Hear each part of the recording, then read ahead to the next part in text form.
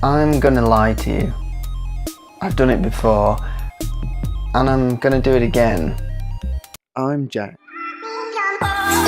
For years, I've told other people's stories for a living. Now, I'm living to tell my own.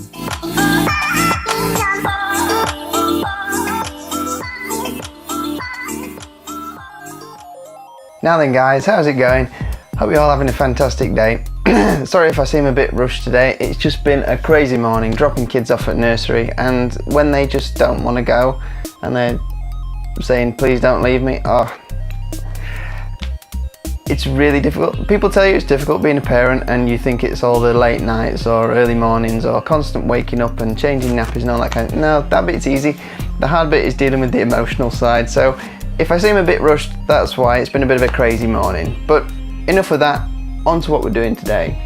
If this is your first time here, welcome. I'm Jack and I share my experiences around the content creator lifestyle, Instagram, storytelling, outdoor photography, paragliding, all the things that interest me, I hope will interest you as well.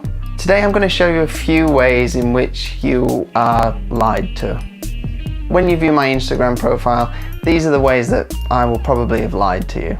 Photography is a beautifully fluid medium. There are so many things that can be classified as photography, as well as the traditional types of photography like your landscapes and your portraits and your fine art. I would classify Instagram as its own special genre of photography. On Instagram, content is being shot on all kinds of things, anything from large format film all the way to smartphones, from simple snapshots of everyday things through to fine artworks, but it has a very specific aim in mind, and that is to create interest. Instagram photos are not real life, they're more of a theatrical production than they are a documentary, so occasionally I'm gonna lie to you. Let me show you what I mean. I tend to drop the saturation in my images. I really don't like vibrant photographs. I prefer a mood that's a little more mellow.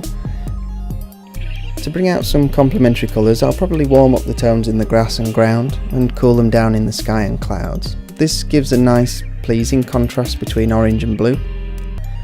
Overall, depending on the mood I'm going for, I'll cool the whole scene down or warm it up too. I'm just not to be trusted. I'll more than likely drop the exposure in the sky and add some drama to the clouds. I'll usually dodge and burn some shadows and highlights into the clouds too, but I won't stop there. I may even increase the exposure in my shadow areas, as I tend to shoot for my highlights. I crop. Some people are against cropping. They say that you should crop with your feet, but it's not always possible. I don't see a problem with cropping, as it's just another tool we can use in our creative process. I crop to show off that focal point, placing it in the most pleasing position within my frame, which is usually pretty close to where I shot it. I also tend to use a vignette.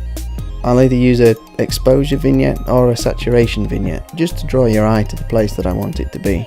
But I'm not done yet. I love leading lines. I shoot quite a lot with leading lines, so I'll dodge and burn along these lines, creating arrows for your eye to follow towards my subject. Even if there aren't any leading lines, sometimes I will subtly dodge and burn some in.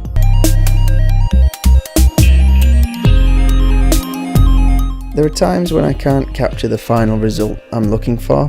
My time is short, I don't get much time to go out and do photography, so I have to make the best of what I've got. That means, from time to time, I'll composite. Like that time I wanted to have a flock of birds flying between buildings in a city, or whenever I'm producing one of those back of the phone shots that we see so much on Instagram. I'll composite 2 photographs to make a final image that looks better than the real thing.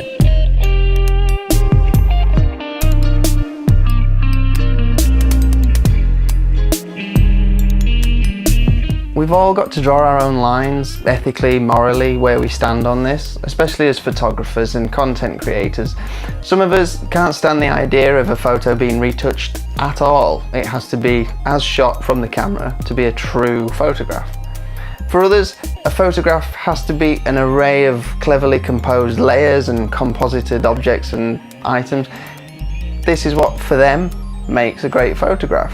And then there are some that don't care about a great photograph. They just want to have an effect and build an audience around a particular type of Instagram feed. Who's to say this is wrong? It's their form of expression and they're expressing it the way they want. So I find it hard to condemn or condone different ways that people do things on Instagram.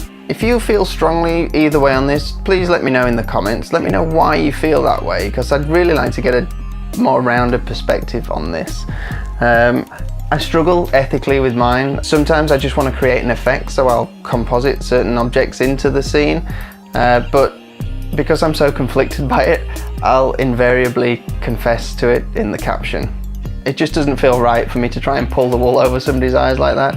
If it's a heavily composited thing, then it's usually obvious, but if it's something really subtle that really makes a photograph, like my photo with the tree in the window, then I confess about it, because to find that scene and to line it all up takes a different set of skills than to just stick in the tree. Thank you so much for watching this far. If you found this interesting, please drop a like or drop a comment as well. If you're interested in a bit more of this, then check out the blog, because I wrote an entire article about this and I give a few more examples.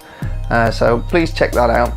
Look on Instagram and see if you can spot the fakes. If you can and I haven't confessed to it, comment on it. Help keep me honest.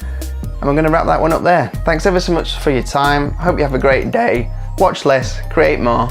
Ta-ra.